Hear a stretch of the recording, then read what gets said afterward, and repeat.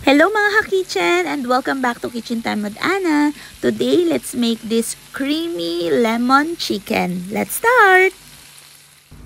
So first, i-marinate muna natin yung 1 kilo of chicken with some Italian herbs and a zest of 1 lemon. Then, i-massage natin to thoroughly para manuot talaga yung lasa. And then, set aside muna natin to for 30 minutes. So, after 30 minutes, maglagay na kayo ng about 3 tablespoons of olive oil sa inyong heated pan. Then, isa-isang ilagay yung inyong chicken. And then, fry natin to hanggang sa maging golden brown.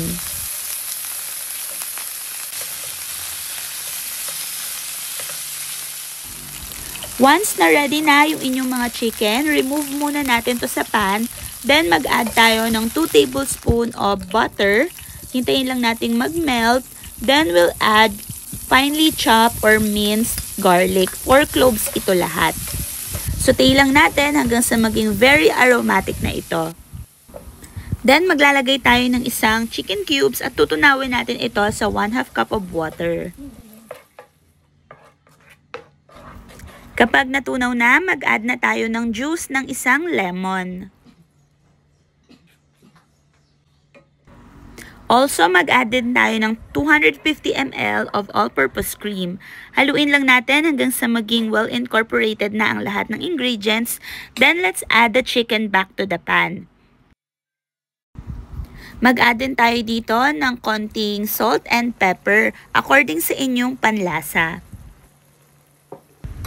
Using a spoon, iscoop din natin yung mga sauces to cover the chicken at para manuot yung kanyang lasa. Then, simmer lang natin to hanggang sa maging very tender na yung ating chicken at naging medyo tuyo na yung ating sauce.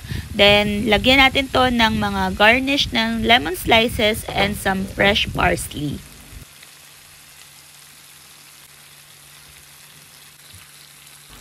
And just like that, you now have this rich, savory, citrusy, and creamy chicken. So, ano pang hinahantay mo?